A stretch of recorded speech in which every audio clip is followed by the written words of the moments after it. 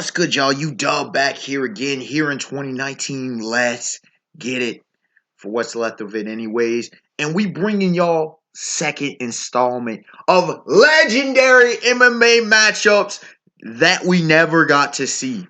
We can bring it from different eras, different historical figures, different legendary fighters, and their peaks and their proms, and seeing what they bring to the table, looking at their attributes, who comes out on top, and why.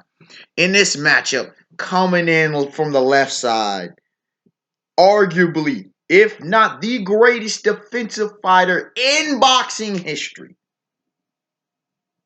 easily one of the greatest boxers in history, one of the most skillful, one who has practically perfected the craft of pro boxing. He can do practically everything in the ring. You know him, the man who made over $1 billion gross, Floyd Money Mayweather Jr. And coming in from the right side, a man who needs no introduction, was a film star, street fighter, the founder of Jeet Kune Do, a master of multiple martial arts, a philosopher, an artist, the legend himself. Some say the progenitor of modern MMA, Bruce Lee. Let us begin. Man, oh man, would this be a matchup?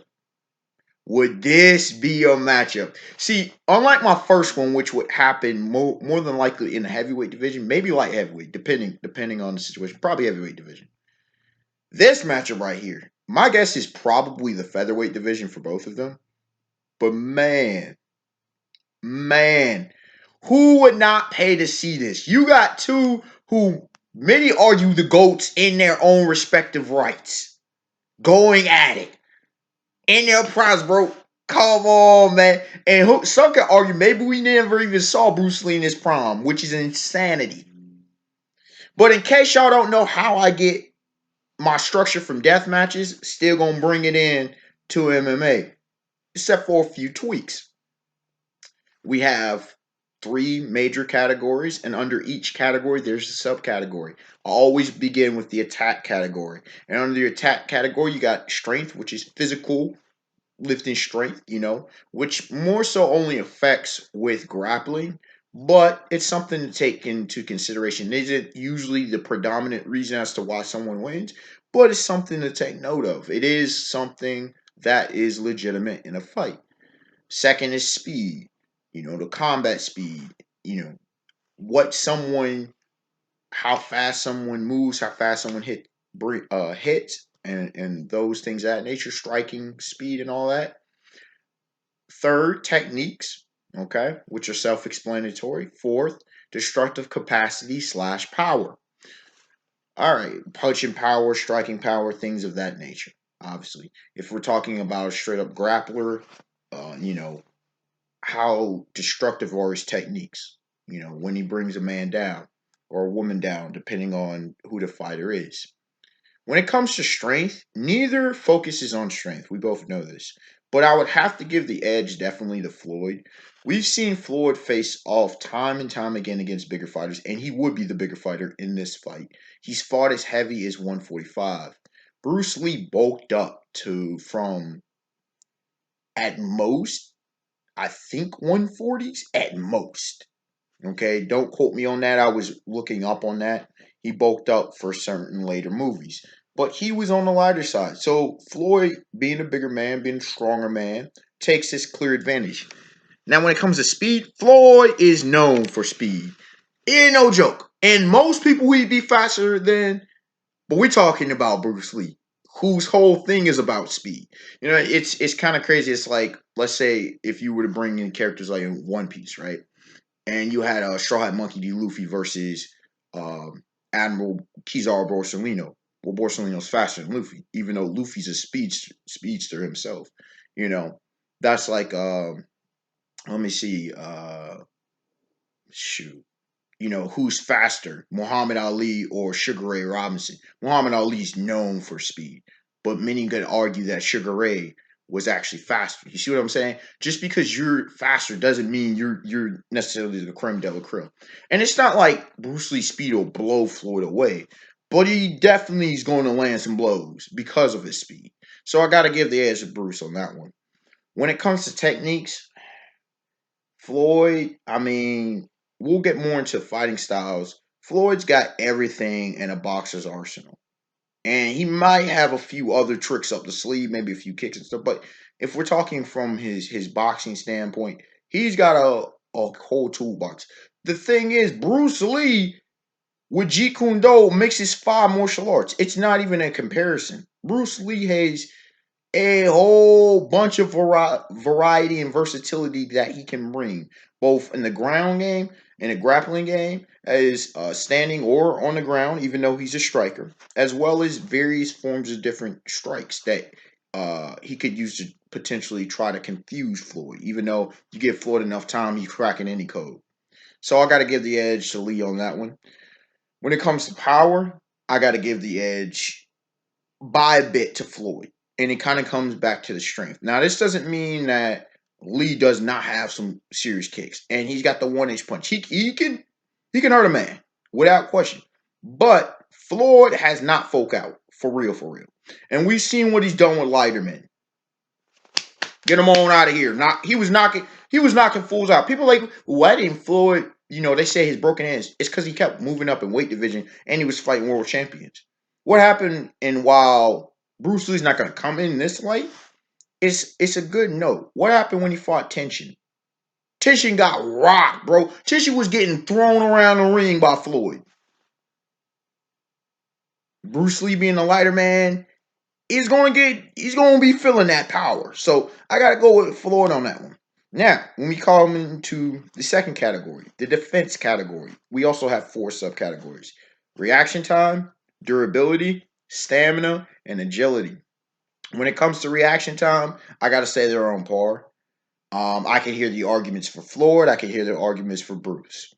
Both of them are masterful, like top tier creme de la creme in that regard. Both of them can get hit, but I've seen both of them. You can say, well, Bruce Lee. Listen, I've seen Bruce Lee do more than just act,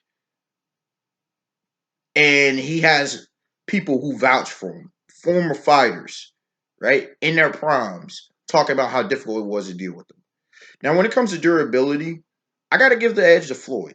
This man has one of the most underrated chins in boxing history. This man takes some punches by some of the baddest hitters of his era, of his weight class. And not just his era. Like, he faced some knockout artists. And they could not put this man down. Bruce, I'm not saying he can't take a punch, but I have no indication that he's anywhere near, especially competitively. Floyd, he's been doing his 50 fights. You know what I'm saying?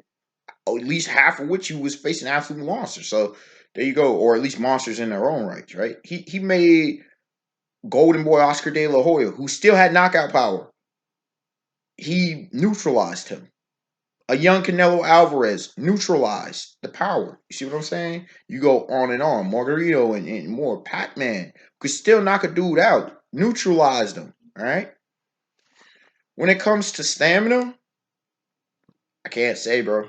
All I know is Floyd got stamina for days. This dude could casually box 20 rounds. You've seen it time and time again. And Bruce Lee, I have no indication he doesn't have it. So that one's a wild card. That one's I put a bit of a question mark on that on stamina. If it'll come to that, who knows?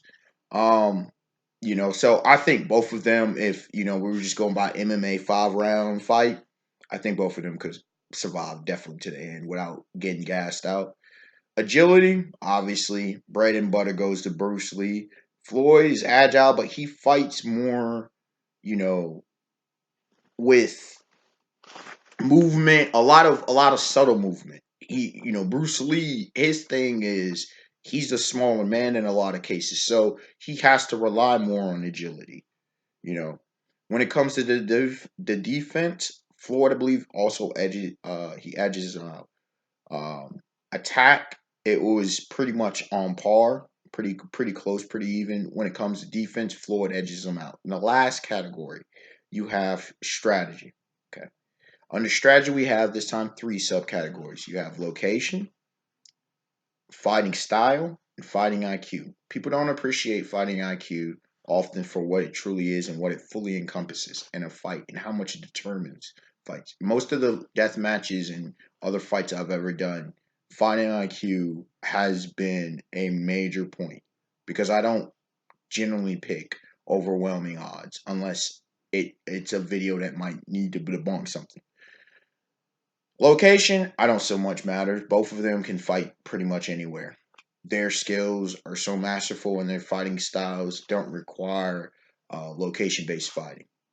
You we've seen them, both of them could fight against various different types of styles and their skills can encounter different types of styles. So I don't think that location has any bearing on this one.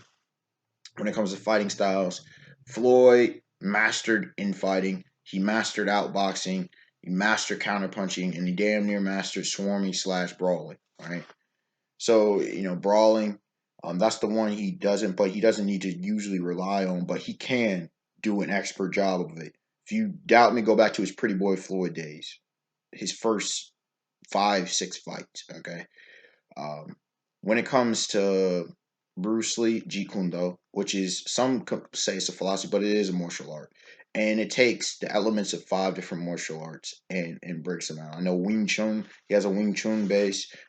He studied in Western boxing. And there's a few other martial arts. Some grappling. I forget if it was jujitsu. Forget. Don't quote me on that one. It's off the top of my head. I forget all the aspects that he took from, but he has a very unique style. Even amongst Jeet Kune Do, his style is interesting because it is it's beautiful for MMA because it's built to deal with any scenarios. Even if he has favorite kicks and punches, he can also grapple. He can also adjust his game plan, just like we watched in various ones of his movies: Enter the Dragon, Way of the Dragon, Game of Death, all different kinds of opponents, and he adjusted to each of them, and that's what Jeet Kune Do is about. Is be water, my friend. So there is that. When it comes to fighting IQ, you're dealing with two fighting geniuses. You're dealing with two of the greatest fighters of all time. So they will definitely be picking and choosing. Floyd a lot of times will try to outpoint you. He'll try to figure it out. I think you know what Bruce Lee brings to the table will be the greatest challenge of Floyd's career. And it's not just because of his kicks, it's how he does it. But I think Floyd will be equally as tough for Bruce Lee to crack the code. So, how do I go? This is one of them that you could totally see a controversial draw on this one. I don't see a knockout happening. It could if either one of them catches the other slipping. If Bruce catches Floyd with a good, solid side kick, you feel me? Could potentially happen. Floyd, if he lands a solid right flush, could happen in about the middle rounds. But all in all, I would give the slight, probably a 52-48 to Floyd. Here's why. As much as I respect Bruce Lee and the legend, that size advantage, man. And I'm one who says size doesn't really matter when it comes to guys, except people on equal level. And I consider them on equal level of mastery. Okay. Floyd's going to make it, he's going to see that he can't out fight from the outside on him. He's gonna have to pull what he did with Conor McGregor. Okay. And you could say, well, wait a second. Conor was the bigger man. Yes, he was. But in this case, it won't be a walk down situation. We've seen Floyd go more on the defensive, turtle shell, and he will start playing mind and he will force Bruce to miss. He will start to see Bruce's patterns. Okay. Even though he's unorthodox, Bruce, he'll start to see when Bruce sets up for strikes and stuff. And he'll catch Bruce a few times in the middle of attacks. That doesn't mean Bruce ain't catching him, but Floyd's mastery of counterpunching is arguably the greatest ever. We've seen this dude catch people in mid strike time and time again, and he's got deceptive power. So I think he does enough where he connects time and time again. The first couple rounds, I could see the first round being a filling out process. I could see the second round Bruce Lee definitely winning. I could see the third round fireworks opening up. The fourth round Floyd's game plan. He adjusts to everything. And then the fifth round, I think Floyd gives the decisive victory. By a little bit, maybe a split decision. This might be a split decision, but I do have Floyd winning in this legendary encounter. Unexpected Wonder, like, comment, subscribe. Tell me your thoughts. Do you think I got it wrong? I would love to hear your arguments if you think that Bruce comes out on top. If you think Floyd comes out on top, let me know. Let me know if there's any legendary MMA fights of various styles you would love to see. I had definitely these first two were in my mind to do. If there are any martial artists in films that you would love me to do. Jackie Chan, Jet Li, you name it. Michael J. White, you name it. I will deal with them. Steven Seagal. So, you know, I just like doing these kind of videos because it's what we do anyways. And it's fun, but it's also intriguing to see different people's perspectives on these matters. All right, y'all. Have a beautiful day, beautiful night. Peace. Until next time. Stay safe, stay warm out there.